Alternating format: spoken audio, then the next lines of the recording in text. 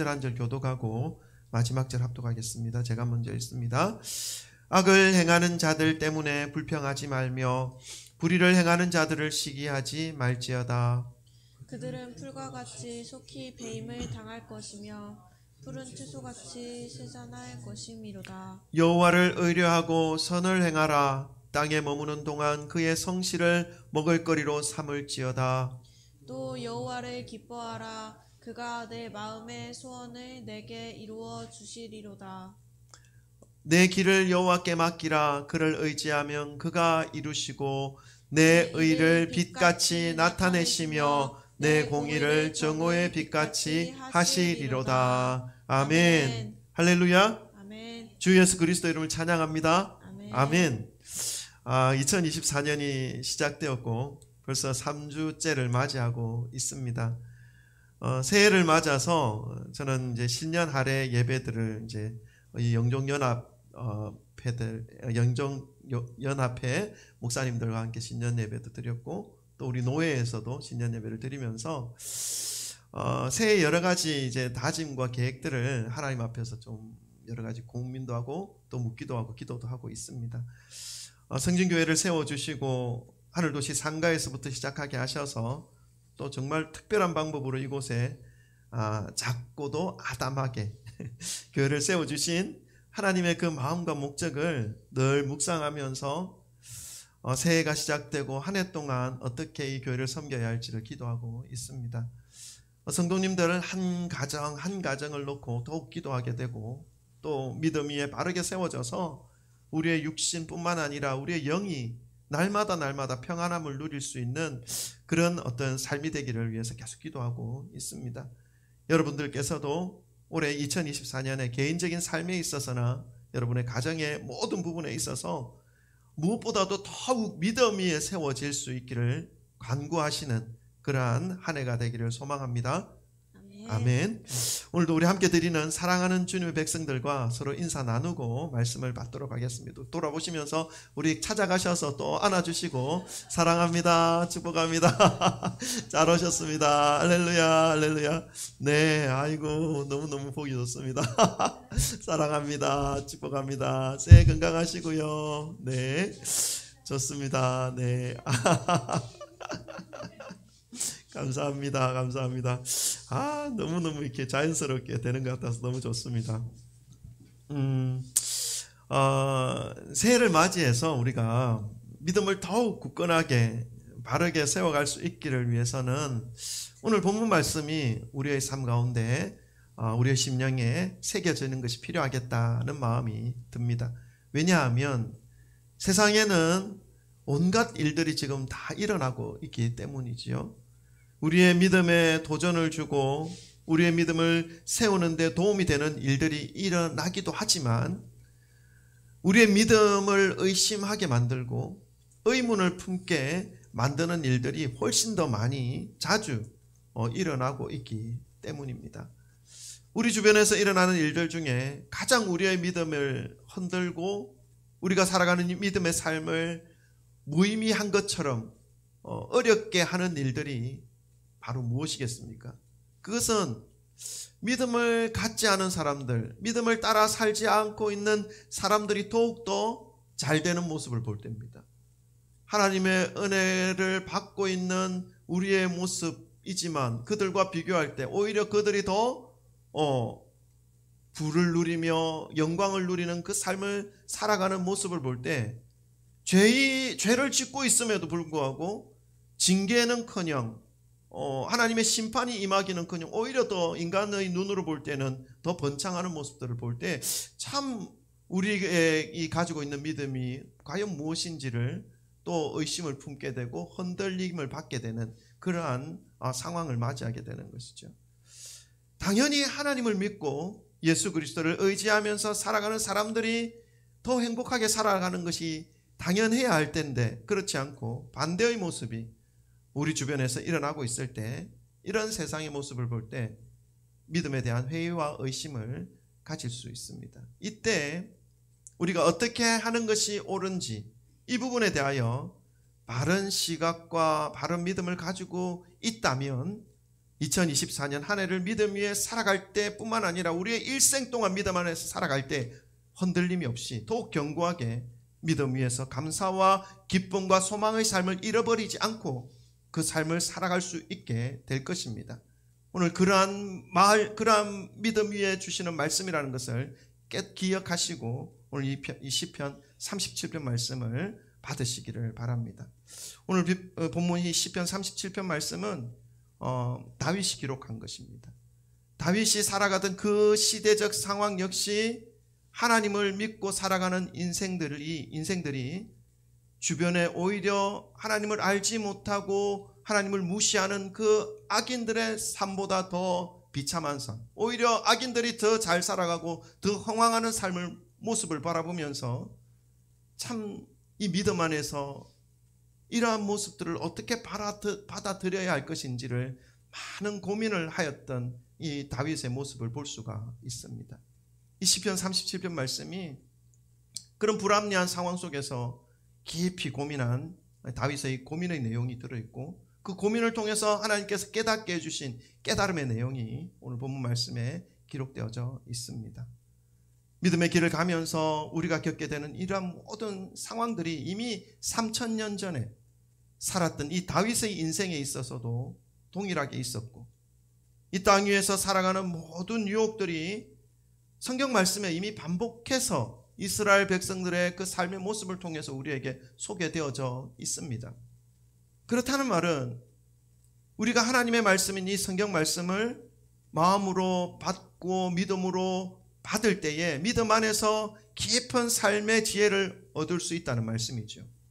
연약한 인간이 저지를 수 있는 삶의 실수나 범죄하는 것을 말씀을 읽음으로 인해서 이스라엘 백성들이 범죄했던 그 모습들을 먼저 배우면서 우리는 이렇게 하면 안 되겠구나 하는 것을 얻게 됨으로 인해서 우리가 실수하고 우리가 범죄하는 것을 막을 수 있는 그런 하나님의 지혜를 얻을 수 있게 되는 것입니다. 물론 이 우리 말씀을 통해서 우리가 가장 반드시 알아야 할 중요한 것이 물론 우리에게 지혜를 주는 것도 그런 지혜도 받을 수 있지만 가장 중요한 것은 뭐냐 하면요, 예수 그리스도를 발견하는 것입니다.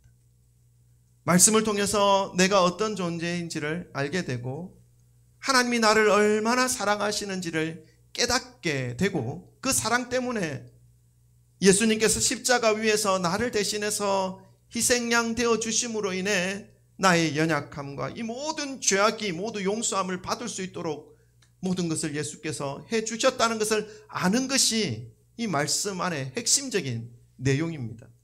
그 내용으로 말미암아 우리의 믿음의 삶이 이제 시작되기 때문입니다. 그렇다면 이러한 우리가 살아가는 이 불합리한 상황을 접하고 있는 이 다윗은 오늘 본문 말씀에서 우리의 신앙에게 뭐라고 말씀하고 있는지, 하나님께서 다윗의 인생과 그 살아온 삶을 통해서 이 불합리한 세상 가운데 살아가고 있는 우리에게 뭐라고 말씀하고 계신지를 우리 말씀을 통해서 함께 좀 살펴보도록 하겠습니다. 1절 말씀 우리 함께 볼까요? 1절 말씀 다 같이 읽습니다. 시작. 악을 행하는 자들 때문에 불평하지 말며 불의를 행하는 자들을 시기하지 말지어다. 아멘. 여러분, 이 말씀은 하나님의 말씀을 듣는 사람들에게 하시는 말씀입니다. 바로 우리들에게 하시는 말씀이죠. 그렇다면 악을 행하는 자들은 누구겠습니까?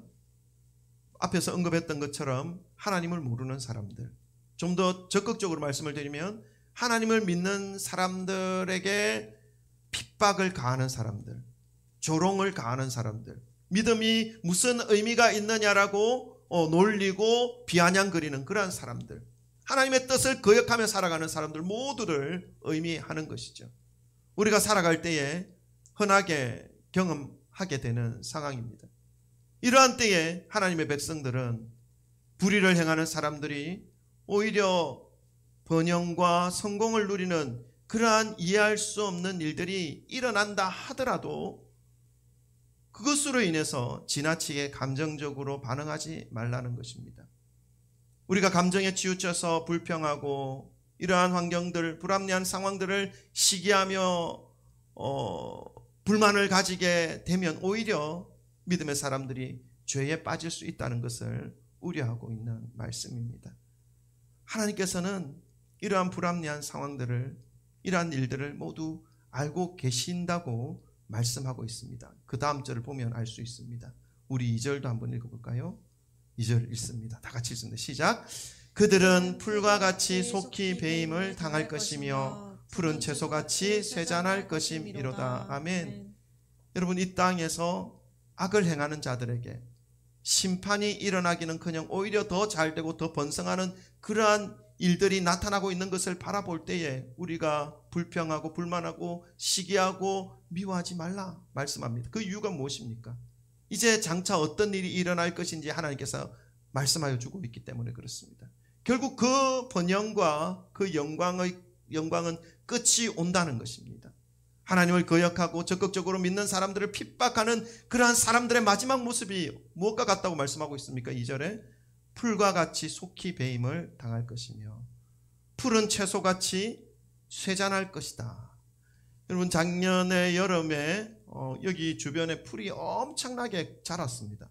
비가 한번 오고 나니까요, 풀이 뭐 한 10cm, 20cm 푹푹 자라더라고요. 그래서 제가 이 제초제를 제가 풀 베는 건 좀 해봤는데 너무 많아서 불가능. 그래서 주변 사람들이 잡초 제거제 그 농약을 치면은 제거된다 해서 몇 번 뿌렸어요. 뿌렸는데 한 달 지나니까 또 풀이 푹 자라는 거예요. 그때 우리 김희붕 집사님이 무장을 딱 해가지고, 집사님 무장을 딱 해가지고 기계를 하나 들고 와서 이 주변의 일대를 다 깎아내시는 거예요. 와, 정말 하루에 우리 이 동네가 깨끗해졌어요. 너무 감사했는데, 풀이 이만큼 자라도 그 풀이 너무 자랐다고 불만 가질 필요가 없습니다. 순식간에 하루아침에 풀과 같이 속히 베이는 것을 제 눈으로 볼 수가 있었습니다. 여러분, 이 악을 행하는 자, 하나님을 모르는 자, 그들이 흥황하고 더욱더 떵떵거리며 잘 사는 모습을 본다 하더라도 그것과 같습니다. 속히 하루아침에 베어짐을 당한다는 것이죠. 푸른 채소같이 쇠잔할 것이다 라고 말씀하고 있습니다. 이 말씀은 그들의 악한 행위를 하나님께서 알고 계시고 보고 계신다는 것을 의미합니다. 결국 하나님의 심판을 면치 못한다는 사실을 말씀하고 있습니다. 어느 순간, 어느 때가 이르면 속히, 이 속히라는 말은 갑자기입니다. 어제까지 그렇게 높아져 있었던 그 존재가 하루아침에 갑자기 그 모든 누리는 것들이 배임을 당하는 쇠잔할 날들이 이른다라는 것을 말씀하고 있습니다. 그렇습니다, 여러분. 하나님을 거역하는 사람들이 이 땅에서 번영하고 큰 즐거움을 누린다 하더라도 그 영광의 날이 아무리 길어도 이 땅에서 사는 날 동안입니다.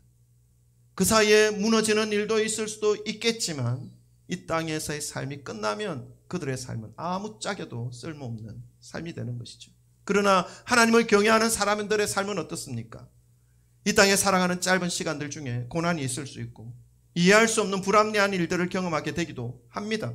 그러나 그 영광의 날이 점점 다가오고 있다는 것입니다. 우리가 살아가는 이 삶에서 느끼는 어떤 고통과 어떤 문제들이 그럴 리는 없지만 일생 동안 아무리 길게 지속된다 하더라도 언제까지 지속될까요? 우리 이 땅에 사는 날 동안까지 밖에 지속되지 않습니다. 그럴 리도 없습니다. 터널입니다. 터널. 잠깐 있다가 밝은 빛이 또 나옵니다. 그러나 우리가 최악의 상황을 놓고 가정해 보자는 것이죠. 우리가 가지고 있는 이 문제가 아무리 길어도 우리가 육신으로 사는 동안까지 밖에 없습니다. 그 문제, 그 고통, 그 어려움을 하나님께로, 하나님 가는 그날까지 들고 가진 않습니다. 다 내려놓고 가벼운 마음으로 이제 영광의 자리 가운데 가는 것이 우리의 존재이죠. 그러나 그 악한 사람들의 그 모습은 순식간에 하루아침에 이 땅에서의 삶을 속히 배임을 당하는 그날이 이 땅의 삶 가운데 나타난다는 사실을 여러분 기억하시기를 바랍니다. 주변에서 잘 살펴보시기 바랍니다. 그런 날이 반드시 오는 모습을 확인할 수가 있을 것입니다. 실로 우리에게 약속된 그 영광의 처소의 삶이 영원하다는 것을 우리는 기억해야 합니다. 그래서 이 땅에 살아가는 날 동안 악한 자들의 그 흥함들을 보면서 불평을 하거나 시기와 질투를 할 필요가 없는 것이죠. 그들은 영원하지 못할 것이기 때문입니다. 불합리한 세상이 펼쳐지고 있고 그 불합리성이 더욱 더하여질 것처럼 여겨지더라도 그 불합리성이 오래가지 못한다는 사실을 기억한다면 순간적인 감정으로 인해서 일어나는 이 불평과 시기와 투기가 얼마나 어리석은 태도인지를 알 수가 있게 됩니다. 하나님은 하나님을 믿고 의지하는 자들이 이러한 불합리한 세상 속에서 이제 어떻게 살아가야 할 것인지 그 삶의 자세까지 오늘 본문 말씀에서 다윗의 그 입술을 통해서 우리에게 가르쳐주고 있습니다.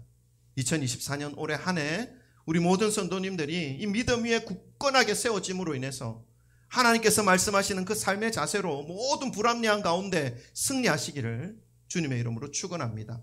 우리 3절부터 6절까지 함께 또 합독해 보도록 하겠습니다. 하나님께서 어떤 삶을 살기를 말씀하시는지를 알 수가 있습니다. 우리 3절부터 6절까지 우리 다 같이 함께 읽겠습니다. 시작. 여호와를 의뢰하고 선을 행하라. 땅에 머무는 동안 그의 성취를 먹을거리로 삼을지어다. 또 여호와를 기뻐하라. 그가 내 마음의 소원을 내게 이루어 주시리로다. 내 길을 여호와께 맡기라. 그를 의지하면 그가 이루시고 내 의를 빛같이 나타내시며 내 공의를 정오의 빛같이 하시리로다. 아멘. 여러분, 믿음의 사람들이 이러한 불합리한 상황 속에서도 취하여야 할 삶의 자세, 그 첫 번째는 무엇입니까? 3절의 말씀에 선을 행하라 말씀하고 있습니다. 성경에서 말씀하시는 이 선은 우리가 흔히 말하는 이 도덕적인 의미에만 머물러 있는 개념이 아닙니다. 그것은 하나님의 성품과 하나님의 뜻이 기준이 되어서 살아가는 그 삶을 의미합니다. 하나님 자체가 선이기 때문에 그렇습니다. 인간의 어떤 생각과 도덕적 기준으로 선하게 산다라고 말하면서 살아가는 그 선은 이미 벌써 변질된 선, 오염된 선, 이미 벌써 악으로 기울어져 있는 선인 것이죠. 그래서 선의 기준을 인간의 어떤 기준에, 도덕적 기준에 맞추어 살아가게 되면 이미 벌써 악의 요소를 품고 있는 그런 모습입니다. 그러나 완전하신 절대적인 선은 누구이십니까? 예수 그리스도입니다. 하나님이십니다. 그래서 우리가 하나님의 명령을 따르고 하나님의 명령을 추구하며 살아가게 될 때 그 삶이 바로 선을 행하는 삶이 되는 것이죠. 이러한 선을 행하며 살아간다는 것은 하나님을 의지하면서 주님의 뜻을 따를 때에 하나님께서 하나님의 뜻을 따를 때에 주시겠다고 약속하신 그 약속들을 붙잡으며 하나님의 그 약속들이 내 삶 가운데 반드시 이루어질 것이다라고 하는 그 말씀을 붙잡으며 하나씩 하루씩 살아가게 될 때 그렇게 행하실 주님을 신뢰하면서 살아가는 것입니다. 그것이 선을 행하는 것이죠. 이 땅에 머무는 동안에 주님의 성실함을 먹을거리로 삼으며 살아가는 그 모습이 바로 하나님의 행하실 그 신실하심을 의지하며 기대하며 살아가는 그 삶의 모습이라는 것입니다. 내가 주님의 말씀을 붙잡고 살아가게 될 때에 하나님의 약속하신 그 약속의 말씀이 내 삶 가운데 반드시 이루어질 것이다 라고 하는 것을 붙잡으며 살아가는 삶, 하나님의 성실하심을 먹을거리로 삼으며 살아가는 그 삶의 모습이 바로 그런 모습이라는 것입니다. 여러분, 살다 보면 내 생각대로 내 뜻대로 안 되는 일이 너무나 많아가지고 인생이 너무 무겁고 무섭기까지 할 때가 있습니다. 그때 잠시 나의 생각에, 나의 자신의 생각, 내 뜻들을 내려놓는 것이 필요합니다. 왜냐하면 그것이 선이 아닐 수 있기 때문입니다. 그리고 다시금 하나님께서 약속하신 그 말씀에 나의 미래를 맡기고 새롭게 출발하는 것이 필요합니다. 하나님의 약속이 바로 선이기 때문입니다. 그렇게 살아가게 될 때에 악인이 이 땅에서 더 흥황하고 죄를 지어도 죄값을 치르기는커녕 더 높아지는 세상이 보인다 할지라도 내 마음이 흔들리지 않을 수 있고 감정적으로 죄에 빠지지 않을 수 있고 오히려 주님의 신실하신 뜻이 이 땅에서 반드시 이루어질 것이라고 하는 기대를 가질 수가 있게 됩니다.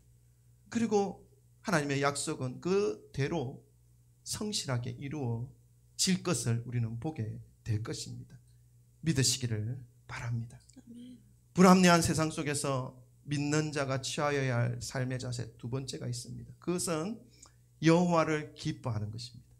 여러분, 나 자신에게 여호와를 기뻐하자 한번 말씀해 보십시오. 여호와를 기뻐하자. 네, 들리게 해도 되고 속으로 해도 됩니다. 여호와를 기뻐하자. 여러분, 우리는 여호와 하나님을 기뻐할 이유가 충분히 있습니다. 불합리한 세상을 보며 불평한 마음으로 마음을 어려워하며 그 감정을 쏟아낼 이유보다 그 모든 환경과 상황 가운데서도 오히려 기뻐할 이유가 더 많이 소유한 존재가 바로 우리들입니다. 왜 그렇습니까? 하나님이 함께 해주신다 약속했기 때문입니다. 여러분, 여러분의 기뻐하는 이유가 무엇입니까?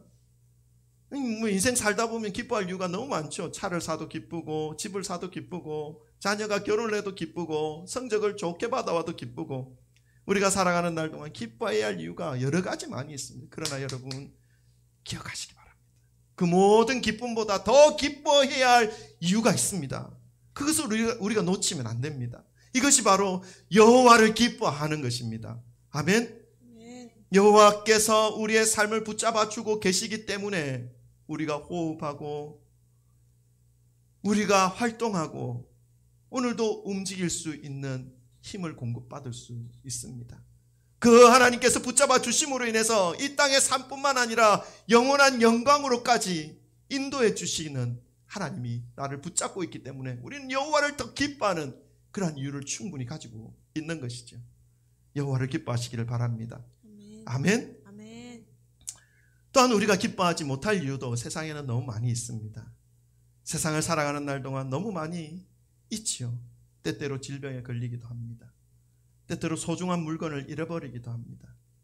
원하지 않는 일들이 매일매일 귓가에 들려오기도 합니다. 여러분, 이런 상황 속에서도 우리가 불평하고 불만을 가지고 살아갈 이유보다 우리에게 기쁨의 이유가 훨씬 더 비교할 수 없을 정도로 크다는 사실을 기억하시길 바랍니다. 아멘. 아멘. 누구 때문에 그렇습니까? 아멘. 여호와 하나님 때문에 우리는 기뻐할 수 있습니다. 2024년 더욱 하나님 때문에 기뻐하시기를 주님의 이름으로 축원합니다. 아멘. 아멘. 불합리한 세상 속에서 하나님을 믿는 자로서 취하여야 할 삶의 자세 세 번째입니다. 그것은 나의 길을 여호와 하나님께 맡기고 그를 의지해서 살아가는 것입니다. 인생은 길과 같다고 했습니다. 많은 사람들이 가는 넓은 길이 있는 반면 적은 사람들만 가는 좁은 길도 있습니다.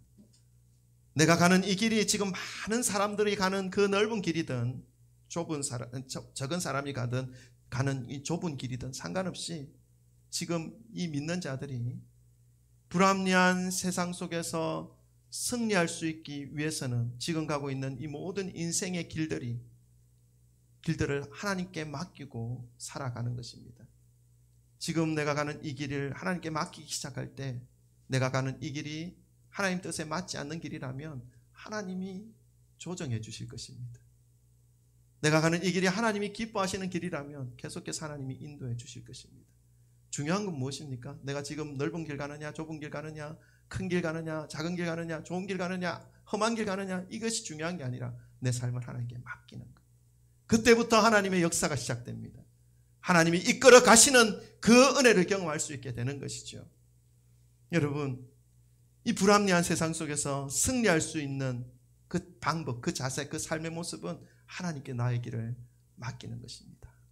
주님께 나의 길을 맡겨드리시기를 바랍니다. 그렇게 하면 하나님께서 그 모든 길들을 하나님께서 예비해 놓으신 길로 새롭게 이끌어 가주십니다. 길을 맡긴다라고 하는 이 의미는 매일매일의 삶, 매일매일의 그 모든 인생의 모든 길들을 하나님께 맡긴다는 그러한 의미도 있지만 나의 모든 인생의 무거운 짐들, 그 모든 무거운 것들을 하나님께 맡긴다는 의미도 있습니다. 인생을 살아가다 보면 길을 잃어서 어디로 가야 할지 몰라서 인생의 그 힘겨움을 맞이하는 상황도 있지만 자신에게 부여되어진 많은 책임들, 무거운 짐들 때문에 숨이 가쁜 나날들을 보내야 하는 날들도 있습니다. 어떤 이들은 이 무거움 때문에 절망적인 선택을 하는 경우도 있지요. 저와 여러분은 이 모든 인생의 무거운 짐들을 하나님께 맡김으로 인해 주님이 인도하시는 길로 매일매일 발걸음을 가볍게 날마다 믿음 안에서 살아가시기를 주님의 이름으로 축원합니다. 아멘. 여러분, 하나님께 나의 길을 맡긴다는 것은 하나님께서 나를 인도하여 주시고 지키시는 그 은혜의 삶을 선택한다는 것입니다. 어떠한 상황 속에서도 그를 의지하여 그에게 나의 모든 짐을 맡기며 살아가게 되면 5절 말씀 뒤에 뭐라고 말합니까? 내 길을 여호와께 맡기라. 그를 의지하면 그가 이루시고. 아멘. 하나님께서 이루어 주신다 약속하고 있습니다. 무엇을 이룬다 하는 것입니까? 나의 남은 인생의 모든 일들을 책임져 주시고 완성시켜 주시는 그 은혜를 계속해서 부여해 주신다는 것입니다. 순간순간마다 내가 힘이 부족해서 여기서 주저앉으려고 하는 그때에 하나님께서 나에게 힘을 부여해 주심으로 어떻게 완성되어지기까지 우리가 그 천국에 이르기까지 이끌어 가시는 분이라는 사실을 말씀하고 있는 것이죠. 사랑하는 성도 여러분, 2024년 새해가 밝았습니다. 다짐하고 계획했던 일들이 3주 만에 하나씩 꺾이고 있는 것을 경험하고 있을 수도 있습니다. 그리고 세상에서 들려오는 많은 일들이 우리의 마음에 더욱 불평과 불만을 불러일으키는 그러한 세상이 새삼스럽게 더욱더 크게 다가오는 시간을 맞이할 수도 있습니다. 예상했던 것보다 훨씬 더 강하게 말입니다. 그러면 우리가 어떻게 해야 됩니까? 오늘 말씀에서 해답을 찾으시길 바랍니다. 여호와를 의뢰하고 선을 행하십시오. 여호와를 기뻐하십시오. 여호와께 나의 모든 길들을 맡기고 그분을 의지하며 살아가십시오. 이러한 삶의 모습이 2024년 저와 여러분의 삶이 하나님 보시기에 더욱 아름다운 모습으로 주님을 기쁘시게 할 수 있을 것입니다. 이러한 모습으로 우리의 모든 성진교회 성도님들의 삶과 그 가정과 그 자녀들의 가정이 풍성하신 하나님의 은혜로 채워지는 한 해가 되는 그러한 2024년이 되기를 간절히 축원드립니다. 아멘. 기도합시다.